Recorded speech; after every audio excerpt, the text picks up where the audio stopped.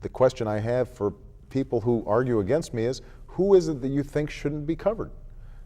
Who is it that you think shouldn't? Oh, I don't think anybody does that. Well, the difference that's my between point. you and the Republicans, I'll be fair and balanced here, Right. is I think they want universal coverage too. The difference between you and them, whoever your Republican opponent is, Right. I would guess, is that they want to see the market more involved.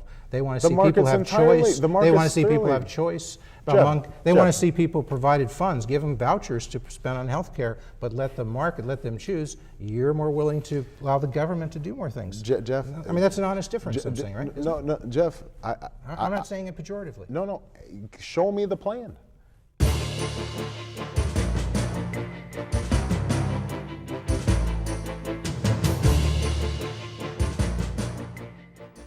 Coming right up, the best of public affairs. More Barack Obama and John McCain, Chris Matthews, Bill O'Reilly, Karl Rove, the New York Times, and much more.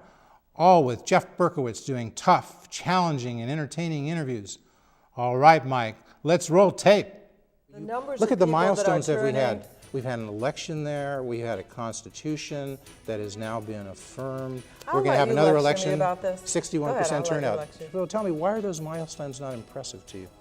Because are we sending our young men and women to Iraq to set up a constitution where women are unempowered, where it may be the setting for civil war in Iraq to A lot of women think they will be empowered, certainly more so than under Saddam Hussein. Oh no, that's not so. You think they want to go back to Saddam Hussein? No, that's not what I'm saying. Is it a model democracy? Many Republicans say they believe in less spending, less taxes, less intrusion. Put abortion aside. Well, you can't put it aside. You can't. Well, women can't put it aside. Well, you grew up as a Catholic, right? Yeah. And so how does that influence your view on abortion? Well, I think it should be avoided. But you're not ready to say something that Well, the you can't use the government... law. You can't use the law unless you're going to criminalize it. And I don't know anyone that would put a woman in jail for 10 minutes for having an abortion. So In your opinion, sir, does his accommodation, I think you nailed it, it's an accommodation. There are a lot of people in politics who know politics well but can't speak worth a damn. You know, they're not well spoken at all. Barack Obama knows the issues. He is well spoken. He has a vision. That's what he's told me. That's what he's talked about from 2001 So the to ends 2000. justify the means for Barack Obama. No, it means that if you want to get to be president of the United States, you have to be somewhat of an accommodator. But I don't think for a minute, Bill, he would have accommodated or let go if he knew what Rod Blagojevich was doing and scheming in terms of this. No, I don't either. But you know what's going to be interesting? That's the line. You know Can you clarify your position on the war? You were asked about whether you favored withdrawing troops at this point from Iraq. I'm not sure I heard an answer to that. I have not said that I would support an immediate withdrawal, which is where my one opponent is at, and I certainly wouldn't say that I'd give us an A for execution and stay the course without questioning our progress on the security both for our forces and for the Iraqi people. So how long might you leave the troops there? That's something that we have to constantly be measuring the situation on the ground. The Yes. teachers have been bounced around the system. Why do they end up in poor schools? Because the poor schools have the least to pay and then the least to offer in terms of working conditions. Again, it comes back to vouchers. If parents in say Chicago had that $16,000 to spend at the school of choice, I assure you good quality teachers would flow to those areas, to flow to those schools where people who were paid the most, not by how long they had been in that school, but who was the best teacher. I'm on So the with same competition page. and free market? I'm on the same page with you. But you have to figure out a way to get competition and innovation and purchasing power to the minority parents. You have to empower the parents, If it takes not the teachers, the parents. If it takes vouchers to jumpstart the education system, then I'm all for it, and I think that's something that Barack Obama ought to look at. And if he were here, you would tell him that, right? Of course I would. Okay. Do you honestly think that people who are taking Democratic ballots or are voting for Democrats are doing so because of pay to play? Or could it be the caliber Have of the you heard Republican of Tired Truck, Hired Tow? Have you heard of Tom's Don Towns And so Act? all these Have you peop- heard of using city and county government resources, notwithstanding the Shackman Decree, to elect people in the city of Chicago, in Cook, now outside in DuPage? So what's Have your- you heard of that, Yes, Professor? what's- Mr. Rowe, is Sarah Palin ready to be president? Yes. Got more executive experience than the junior senator from What about Illinois. the lack of foreign policy She experience? runs an $11 billion budget, a $1.6 billion capital budget, and 90,000 employees. Foreign policy experience. You know what? I'm not going to be doing a news conference here. I'm going to be taking pictures. Thanks for the microphone. So I take that to mean, under the right circumstances, you, Barack Obama, possible U.S. Senate candidate from the state of Illinois, could support school vouchers and could even do so in your role as a state senator in the Illinois legislature? No, what you can take that to mean is that I am willing to listen to these arguments and see if they're, if I can be persuaded that ultimately kids would be better off, then you I would support it. I would support anything that's going to be better off for the children of Including Illinois. school vouchers, if you're persuaded. Whatever's on the table, I think, has to be debated. Let me ask one on tax cuts, because that's something where the two of you differ, I believe. You've not been a fan of the Bush tax cuts. David McSweeney, of course, has. I voted to make the tax cuts permanent So, because it would have been a tax increase. okay, and that's how you, and you'd be running on that position if you ran for president, that the Bush tax cuts were a good idea and you'd If keep I them. run for president, I will come and talk to you first. Should they be able to own a gun in their home to protect themselves? I'm against more gun. Even in their homes, own a handgun? I'm Own a against handgun? more gun ownership. I don't think having more guns is going to make us safer as a community. I think we've got to stem the tide of guns. We're But in seeing their home, more, in their home. Should they be even in a their handgun home. in their home? I don't. Bad guy comes in who wonders, does somebody have a gun? I'm against more guns. We're seeing more Female accidental walking down the shootings. street, she may be smaller than We're the person. seeing more Let her accidental shootings conceal every carry. day. Have her hold a gun in her I'm purse. not for it. Do you have a sense of which way he's going to go with this based on your interviews with him? Yeah, I mean, I sense he's going to try to do something to stop those missiles from coming into Israel. At the same time, he's going to urge Israel to take some initiatives. He's going to talk about more commerce, more trade, more aid to the Palestinians. He may try to go over the heads of Hamas, right to the Palestinians. I could see him going to the West Bank. I could see him going to Gaza. I could see him going to Israel, and that followed up by Clinton and General Jim Jones and his foreign policy crew. He's going to be very aggressive on this. All right, Jeff, thank you very much. Appreciate I mean, you coming on the show tonight. Thank you, sir. That's standard. Are you I'm saying gonna make that Julius case. has mob ties? I'm making the case based on me. I think every candidate should have to. What about his handling as state treasurer? You know, big losses in the Bright Start Fund. Should he take the hit for that? I think everyone's got to defend their own work history, and I think that that's relevant. And I think he'll be answering questions about that, and we're all going to be talking about what our records are and why we think it's the best Real record. quick, cap and trade, you're for that? I think that's a good plan. You don't think it's going to be a heavy tax and hurt the economy? I don't. I think we've got to be leaders in both environmentally solid policies that are good for American business. You want to see lower taxes. You came in New Mexico. I you cut lowered taxes. the cut taxes from 8% to 4.9, right? Yes, Sales and tax. capital gains, and I cut A taxes guy like for you, you businesses. must be for the Bush tax cuts, right? I would not get rid of all of them. I would get rid of the 2%, but I would replace his tax cuts with tax cuts for the middle class. So give me an income level. Would you raise taxes for families with incomes over $150,000? That's in some cases middle class. So would you? So you No. wouldn't raise it for over $150,000. Well, raise it I'd for have over to- $200,000. What's the number? I got to get my plans out. You don't know? But I am not. No, I'm not a tax raiser. Why would you have voted a few months ago when they had the vote on the so-called Iraq War Powers Resolution?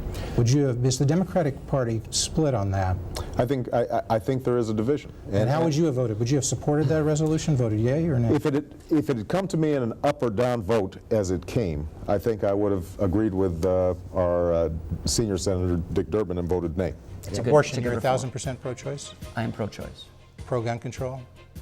I'm pro-law enforcement, and that informs my feelings about gun control. I believe in the Second Amendment right to guns. But Bring back the ban on assault weapons? Absolutely. Same-sex marriage? I am for it. But this is a school-enforced pledge of allegiance to the country, the United States That's of America, exactly right. which you take no exception to. That's exactly right. Even if it says under God. Even though that phrase exists. Okay. The bad guys keep getting guns. Bad guys are absolutely Shootings getting, outside the taste of they Chicago, are you saw getting- that. And we've Handgun, got to get these gun guns control didn't out do of anything the for city. that. Is They've it got time, to come out. Time for a new approach? Time for is change. It, You know that slogan, absolutely. change? I like that. It's time for a change. Barack Obama. Let me do something real quick. Okay. More or less? Should we have more aggressive interrogations or less? Less. Should we have more warrantless wiretaps involving foreign domestic calls or fewer? Fewer, but with court orders. You can do them because we got to You need 'em, stop you need 'em. terrorism. You believe in the global war on terrorism? Yes, I do. It's not a definitely bumper do. sticker, as No, John it's Edwards not. says. I disagree with Senator Edwards and Senator The Clinton. major issue of the day is, of course, Iraq, right? If you had been in Congress when that vote had occurred, way back when, I guess in the fall or thereabouts, and George W. Bush asked for a resolution authorizing him to use force in Iraq or something to that effect, how would you have voted, Rahm For it. Emanuel? You would have voted for it. FDR started Social Security, and he said, you say in your book, you insisted that it not be a welfare program. Right. Well, wasn't it a welfare program because you had people initially who benefited and didn't pay a dime, The right? whole idea of Social Security was that you paid in during your working life into a distinct, dedicated fund, and it would not be mixed in with the general revenue, so that people would feel and know that the money they got out when they retired is money they kicked in. So the principle of self-help would be honored. He was a brilliant man that way. He understood America. All right, we got to go. We want to thank Chris Matthews, Thanks, Jeff. father and creator of Hardball. Very intensive interview. Thank you very much, Chris. During one of Mr. Berkowitz's signature moments, using a backpack to demonstrate a point about his pet issue, school vouchers. We spend about $10,000 per year operating costs. I'll $200,000 are failing I'll use students. this opportunity to get my drink of water. All right, use that opportunity. In the intervening years, Mr. Obama has moved on to much bigger stages and interviewers, but it was those early interactions that may reveal the most about the candidate Mr. Obama has become. Brock, thank you very much. Always a pleasure, Jeff. I enjoy it. There you go, folks. Tough, fair, entertaining, challenging interviews. That's what we do. That's public affairs. That's our trademark. I think Obama and McCain and Rahm Emanuel and all the rest liked it. I think the viewers liked it, and we hope you did. And if you did, there's only one thing left to do. Call me. That's Jeff Berkowitz, 312-214-6122. Try me on email, jbcg@aol.com. Go ahead, give me a call, and we're going to make some good TV.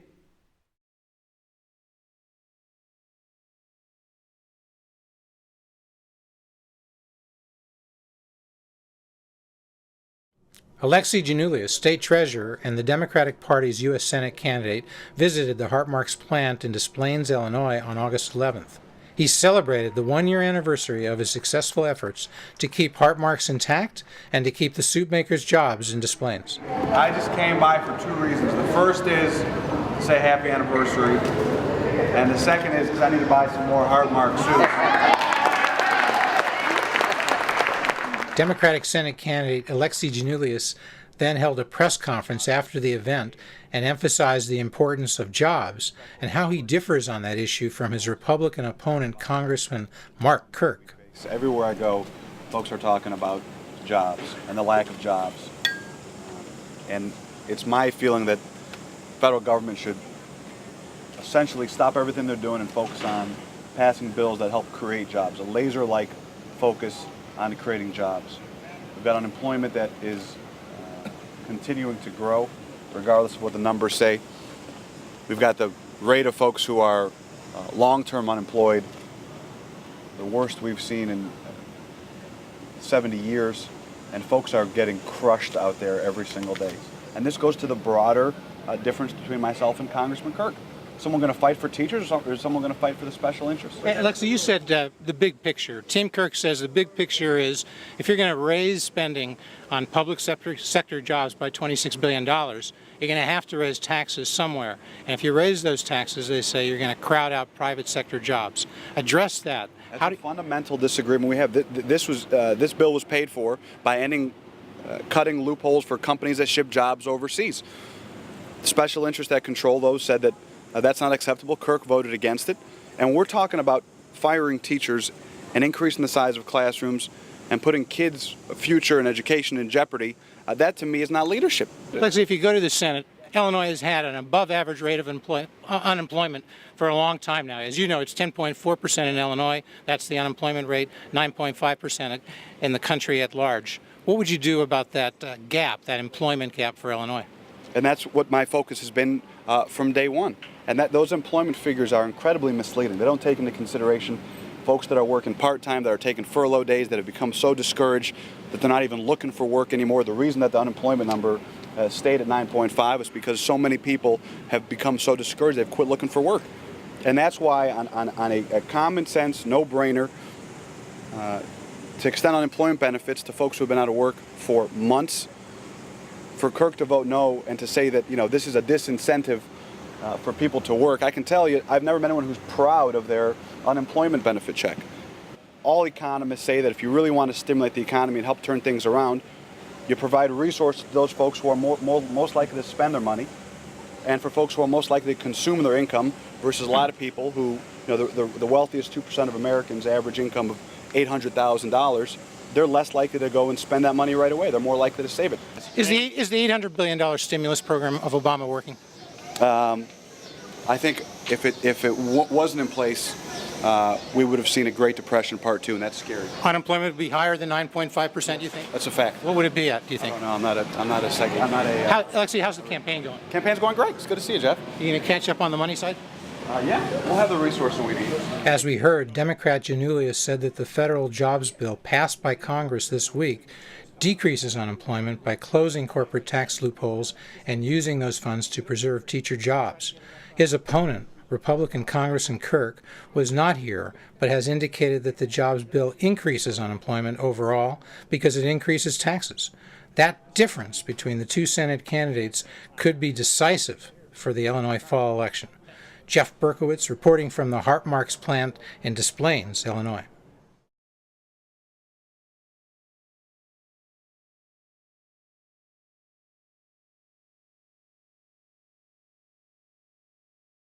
Congresswoman Jan Schakowsky was at the Hartmarks plant in Des Plaines, Illinois on August 11th, celebrating the effort that has kept that plant and jobs in Des Plaines. Congresswoman Schakowsky was also there to support the U.S. Senate campaign of Treasurer Janulius. As to the allegations that Janulius authorized loans from his family bank to mobsters or those with mob ties, the Congresswoman said that Alexi has answered all of those questions and that was a phony issue. But on the loans he made as senior credit officer at Broadway Bank, it's clear now that a number of loans were made to people with mob ties or who were mobsters. If he knew of that, are you saying that would be okay? Or are you saying he wasn't responsible to know? He wasn't the person who had to find out whether he was dealing with people who were mobsters? You know, I don't know the details of that, but what I do know that I think he has fully answered all of the questions. I don't know how many times all of these things came up when he was in a primary election for treasurer of the state of Illinois. So for years, he has answered those questions. I think he has satisfactorily answered them, and I think that's the only thing that Mark Kirk really has to go on to attack him. So certainly we'll hear it throughout the campaign. I think it's a phony issue at this point. Do you think Congresswoman Schakowsky said everything is on the table with respect to dealing with Iran's burgeoning military nuclear capability, but she didn't think now was the time to talk about the use of force to take out the nuclear capability of Iran. The Congresswoman also would not say whether there was a point where she would support taking out the nuclear capability of Iran, but that everything was on the table. What we're seeing now is that there actually has been some success as a result of the crippling sanctions. That's a word that the ambassador from Israel to the United States used. And the United States, of course, played a pivotal role in getting the United Nations, including Russia and China, to sign on to sanctions. We passed our own very tough sanctions bill. And I can't imagine that everyone isn't very hopeful that all of those efforts are going to pay off and that countries not only in Europe, the United States, but in the region are going to isolate Iran to the point that the use of and the development of weapons-capable nukes are not there. Our president has been very clear that a nuclear Iran is unacceptable. I certainly don't want to be talking about the use of taking out those and the use of force right now, but everything is always on the table. There's no doubt about that. Everything is always on the table. So at some point you might support an effort to take out the nuclear capability of Iran? Well, I don't know that. Because we're not there yet. I think that we certainly want to do everything we can short of that. But everything is definitely on the table. Regarding the war in Afghanistan, Congresswoman Schakowsky differs with the president. She worked so hard to get elected, and she wants to bring the troops home from that country.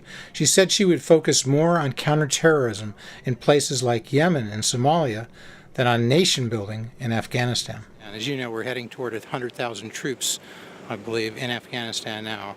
Are you upset with the policy being pursued by Barack Obama and his administration with respect to what some on the left and the progressive movement call an escalation of the war in Afghanistan? I voted against the additional money that was in the supplemental for Afghanistan. I voted for an amendment that said only to take our troops out in an orderly way would I support funding for Afghanistan. This is a very tough situation. I do feel that the money would be better spent rather than nation building, doing that is counterinsurgency, to focus on counterterrorism, and there are certainly other places like Yemen and Somalia where our focus needs to be. We don't want to be distracted once again. The longtime chairman of the House Ways and Means Committee, Illinois' former congressman from the 5th Congressional District, Dan Rostenkowski, passed away the morning we were interviewing Congresswoman Schakowsky.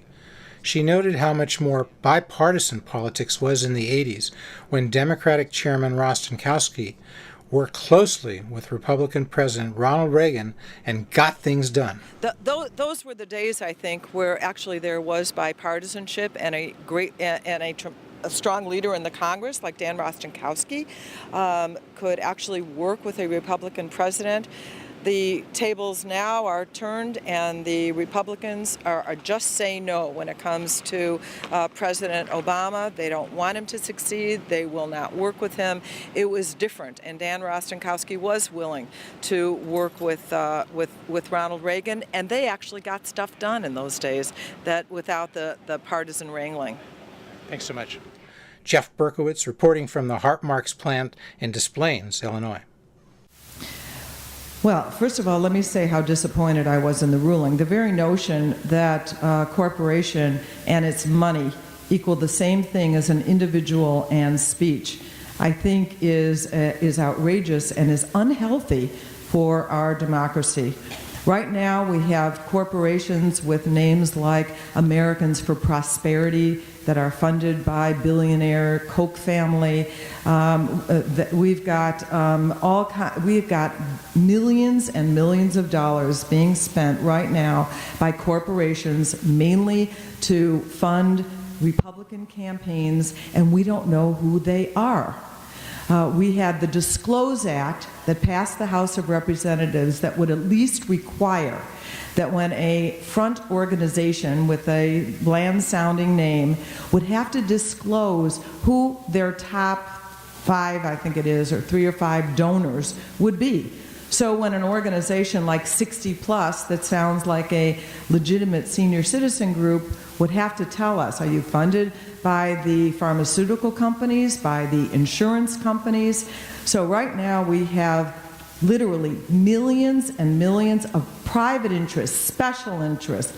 We're talking about oil companies and insurance companies and big banks, and the U.S. Chamber of Commerce never identified spending money in hundreds of races across the country. Thank you. Okay, Mr. Pollack on campaign finance. Well, it all sounds very nice, except that my opponent took tens of thousands of dollars from a group called J Street, which recently had to admit, despite its earlier denials, that it was taking large sums of money from foreign donors. So if you can prove to me that none of the money that went to your campaign comes from foreign donors, I'd like to see the proof of that. I also think that you left something out which is very important to know, that Citizens United doesn't just apply to corporations. It also applies to unions.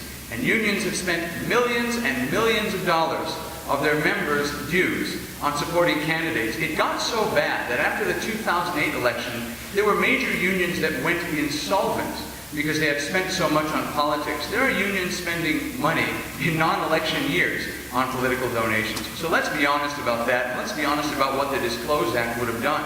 It applied only to corporations and not to unions. And I agree that our system is bad, but it's bad on both sides. And the thing we have to do is take away the ways in which politicians have to reward their contributors. I'm against earmarks. My opponent isn't. My opponent recently helped rearrange some loans for some big political donors, and if you look at who they are, they gave thousands of dollars to her campaign. She did this in the last few weeks. We need to take away the power of politicians to reward their donors by pulling favors at the last minute just to get votes. Has Barack Obama been sufficiently strong on Israel?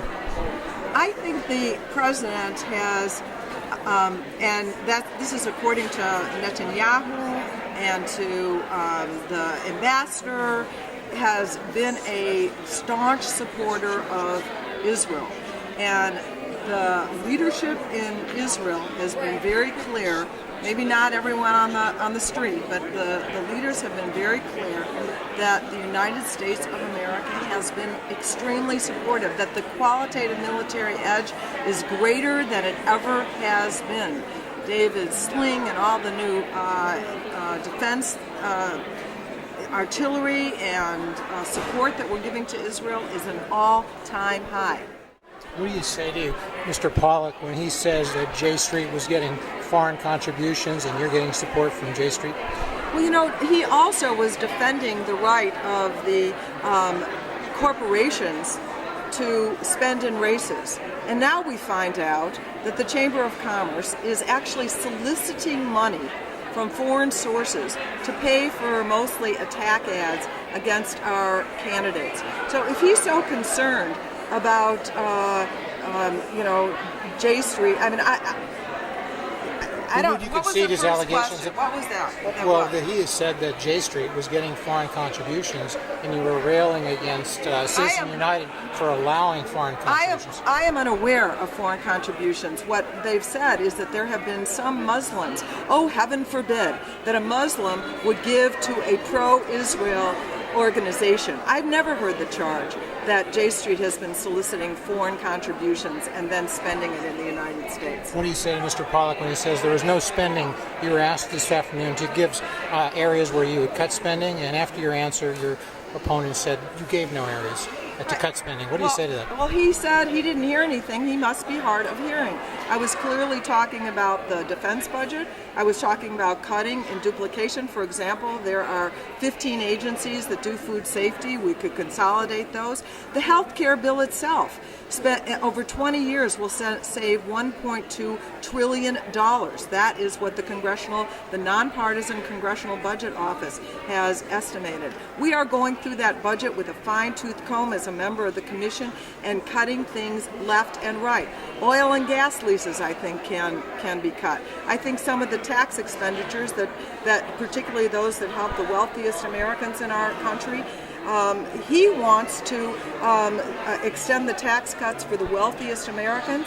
Talk about spending, that's $700 billion in tax cuts that we can't afford right now. He also says he wants to extend the Bush tax cuts permanently for the bottom 98% of income earners. Do you agree with Mr. Pollock on that? I do, about the 98% of low income. Permanent extension of the Bush tax cuts for them? I would support an extension. I think we ought to look. Though. I don't know. I think we ought to look at it. My inclination would be to do it permanently, but I would like to look at all the expenditures. I think spending appropriations gets top scrutiny, but tax, which is the tax expenditures or tax entitlements, hardly get any scrutiny whatsoever. We do it in deductions and credits, etc. And I think that there's fruitful way that it's over $1 trillion in tax expenditures in 1 year, 2009. Why didn't Speaker Pelosi call the bill that would have extended the Bush tax cuts for the bottom 98% of income earners? She didn't call that for a vote. Why not? Because the Republicans were holding that bill hostage in order for us to give tax breaks to the top income earners. That's why. Well, why not force them to go on the record? Without a vote, you had no record of that. Where in the Constitution does it give Congress the authority to mandate that I purchase health insurance? You know, if you, well, yeah. It's time to go. No. It's time to go. Could you tell me where in the Constitution it gives you that authority to mandate that I purchase health insurance? I don't see where it is in the Constitution that it says that we can build a national highway system. I don't see. Well, actually, the Constitution says post offices and post roads, ma'am. I don't see where it says that we can do civil rights legislation. I asked you about the health care bill, ma'am. Medicare and Social Security. I asked you about the health care bill. If we can do Medicare, if we can do Medicaid, I would say that it's pretty well established that the United States of America can address. So where